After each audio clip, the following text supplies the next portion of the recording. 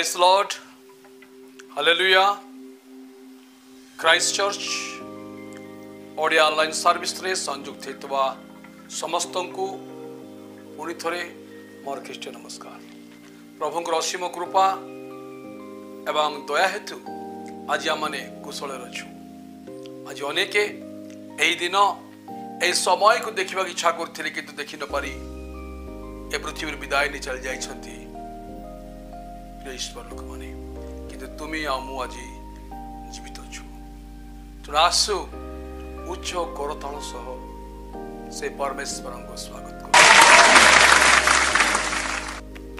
आसंतु देखिबा आज आमान के निमंते परमेश्वर कर बाणी कोन जा लिखाई छी लूक लिखित सुसमाचार तार 5 अध्याय तार 5 पद। सिमोन प्रभु जीशु को उत्तर दौरान हे गुरु आमे माने राति जाको परिश्रम करी किछि धरी ना।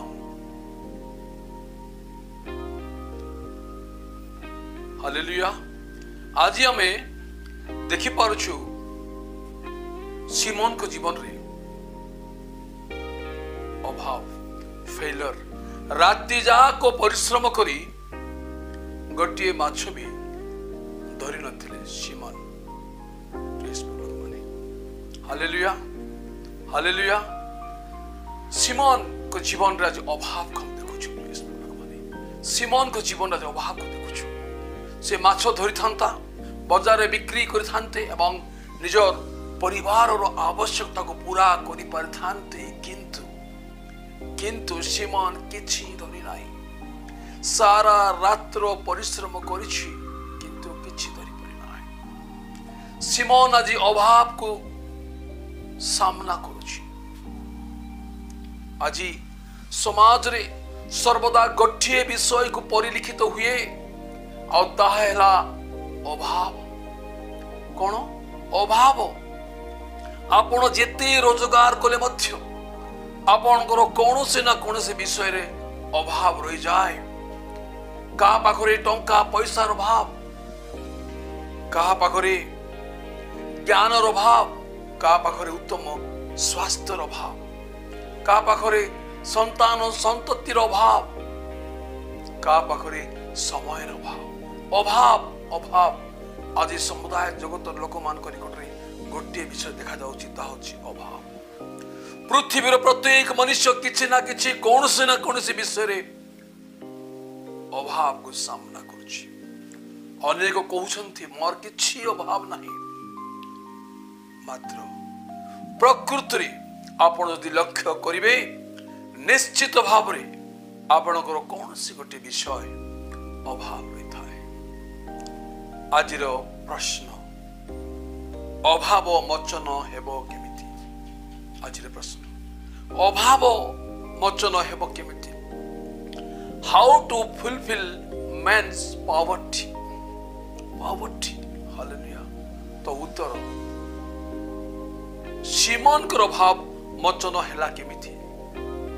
आसु तो देखिबा लूक लिखित सुसमाचार तार 5 अध्याय 1 पदरे पाठ करूछि सुनतो।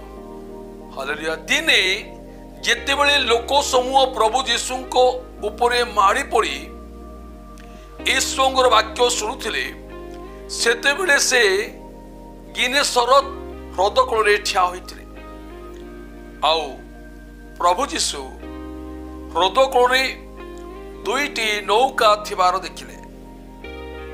माछुआ माने सेथिरु ओल्हाई जाल धौथिले। सेई नौका गुड़िक मध्यरु जेउटा सिमोनकर थिला सेथिरे प्रभु यीशु चढ़ी स्थलरू अल्प दूर को जीवा निमंते सिमियन को अनुरोध करे। आउ प्रभु यीशु बसी नौकारु लोक समूह को शिक्षा देवा को लगिले।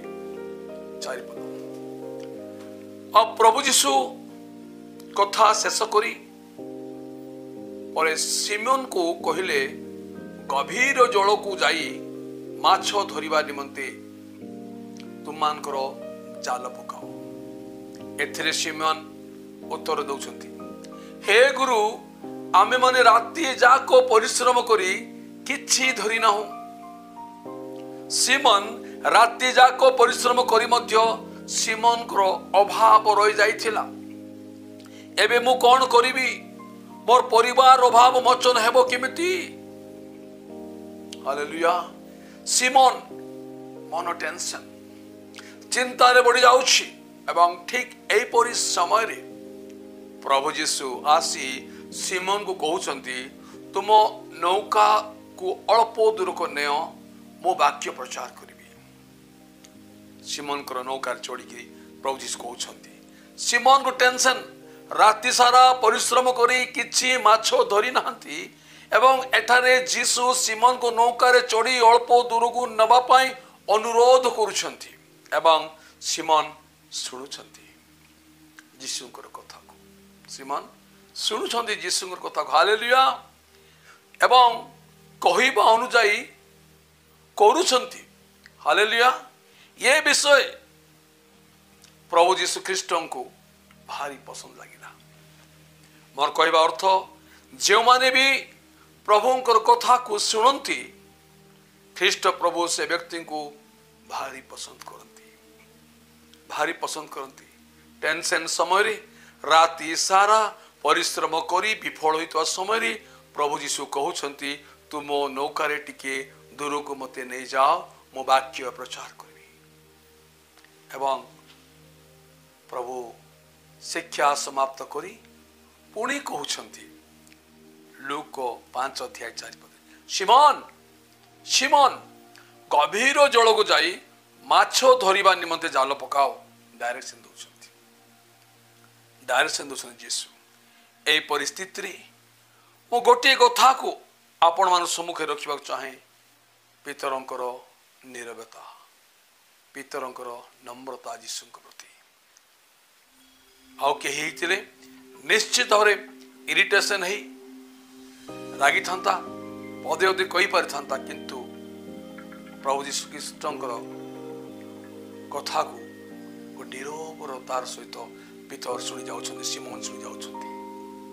तुमने केबे चिंता करिछ? तुमे केबे भी यार कारण खोजिछ? केमिति कोले कोन कोले मोर अभाव मोचन करि पारिबी?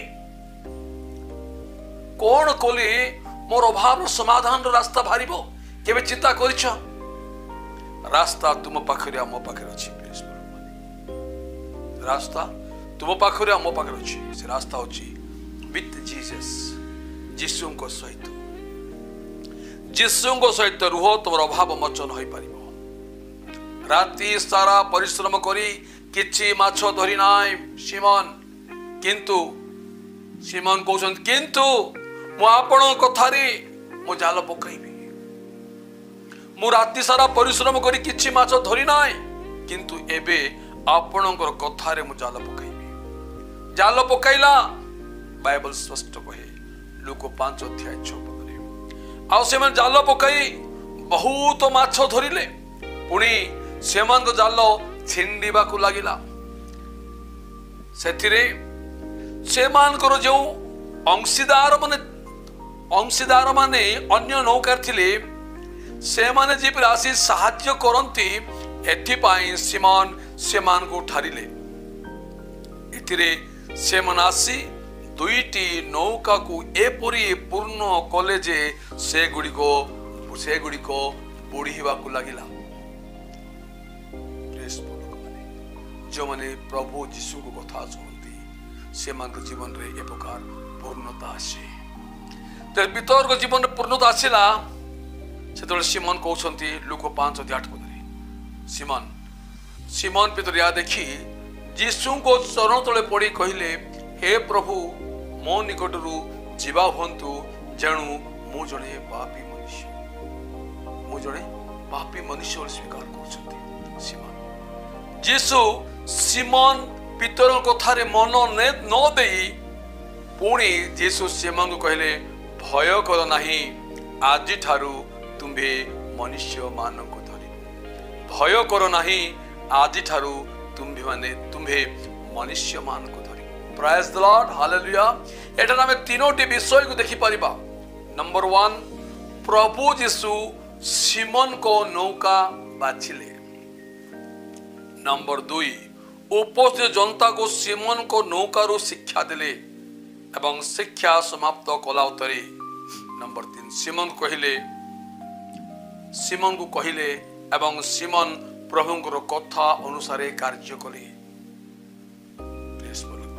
सुसमाचार प्रचार निमंते सिमोन को नौका स्टेज बा मंडप काम कला और जोठारे परमेश्वर कार्य करती। हालेलुया। जोठारे और जो माने परमेश्वर कार्य करती, परमेश्वर तांको कार्य करती बा तांको अभाव मोचन करती आउ करिबाटा आमे एठी देखिलु। हालेलुया। जो माने प्रभु परमेश्वर कार्य गोटे पाद आगु को बढ़िबे, परमेश्वर 10 पाद आम पाखु आसीबा पाई बढ़िबे। हालेलुया। मात्र आमे कोन करूछु ना, अनेक समय आमे जागतिक सांसारिक विषय समस्तर सफलता पाइबा निमंते अप्राण उद्यम करूछु आ फेलर हो जाउछु। आमे कदापि परमेश्वर उद्देश्य और योजना को बुझिबा को चेष्टा करि न थाउ। एडा होछि आमन जीवन रो विफलता। प्रभु आमन अभाव को मोचन करिबा निमंते आम नौका, आम जीवन रूपी नौका रे चढ़िबा पाई आसीबा पाई से इच्छा करंती। सिमोन एलाओ कोले, आमे एलाओ करिवार अछि, अनुमति आग्रह सकर स्वागतम करिवार अछि। सिमोन एलाओ कोले, 2टी नौका पूर्ण पर्यंत भर्ती माछ पाइले। से एमती कि नौका बुड़ीबा को लागिला किंतु बुड़ी नाही। प्रिय लोक माने हालेलुया। जा लिखाइछि लूक लिखित सुसमाचार तार 5 अध्याय 6 पद आ से माने जाल पकई बहुत माछ धरिले, पुणी से जाल छिंडीबा को लागिला। सेतिरे से जो अंशीदार माने अन्य नौकार थिले से माने किपरि आसी साहाय्य करंती, एथिपाई सिमोन से मानकु ठारिले। एथिरे सिमोन आसी 2टा नौका को एपरि पूर्ण कले जे से गुडी को बुड़ीबा को लागिला। ए सब काहेकि संभव होई परला? कारण सिमोन एलाओ कले प्रभु यीशु को तांको नौकारे चढ़िबा निमंते। और जेतेबेले प्रभु यीशु सिमोन को नौकारे चढ़िले, सेतेबेले Simone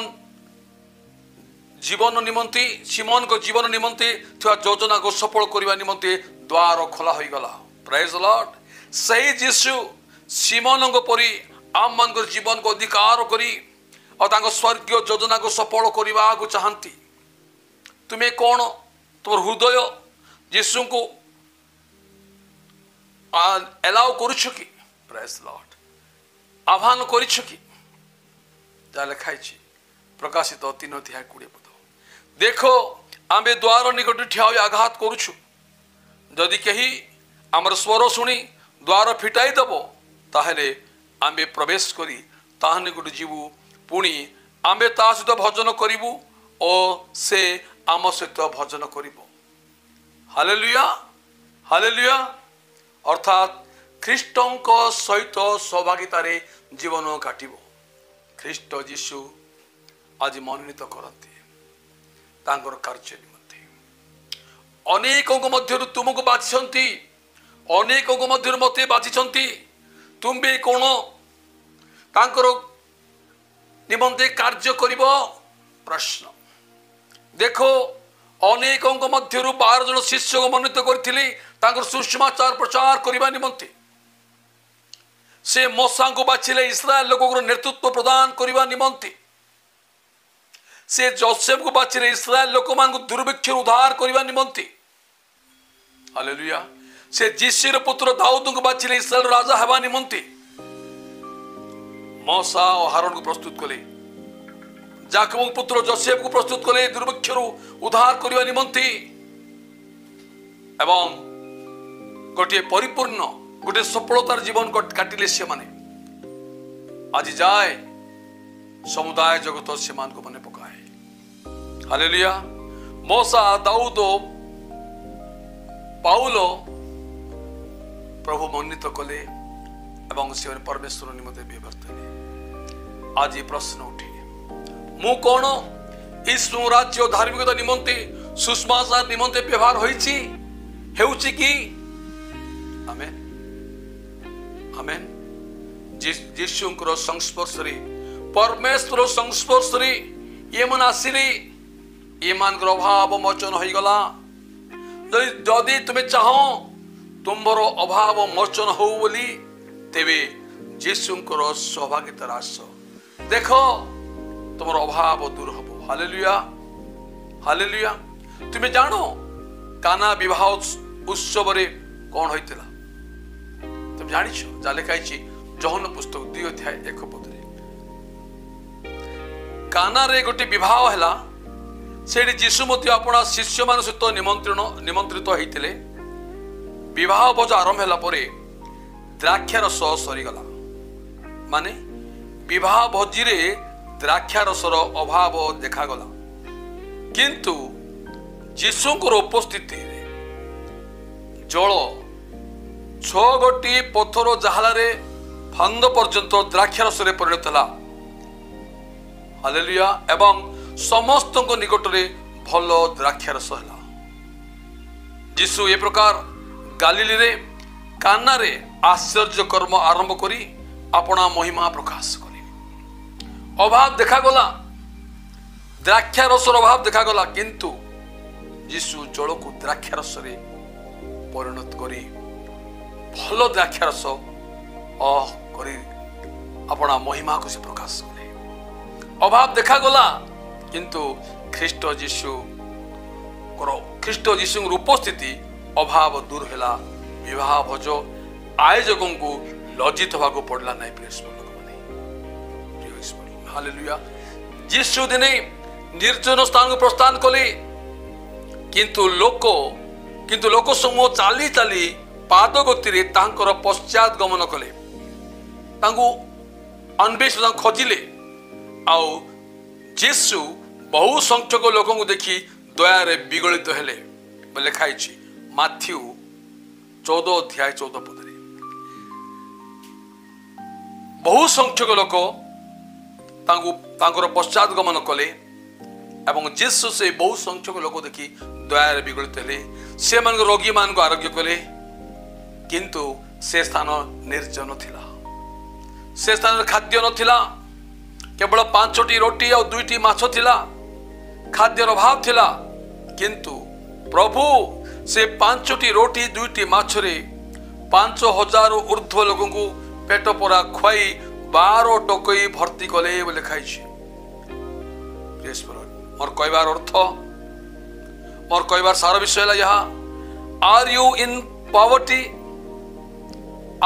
poverty then come to Jesus. तुम जदि अभाव सम्मुखीन होच जीशु को पगसत तुम अभाव मोचन हम दूर हम। माने अनेक रोगी को सुस्थ कले से अर्थात यदि आपण माने असुस्थता अनुभव करूछंती are you sick then you come to Jesus. जे तमे रोगाग्रस्त त जीशु को निकट आसंतु से तुमको आज सुस्थ करिया पाए आह्वान करूछंती। पीतर सिमन निजर नौकार एलाउ कले आओ तार अभाव मोचन है से प्रभु जीशु तुमको आह्वान कर मत आह्वान कर स्वर शुणी जो मैंने द्वार खोली दियंती प्रभु आज प्रवेश करी तार अभाव दूर करने से योजना करुँच।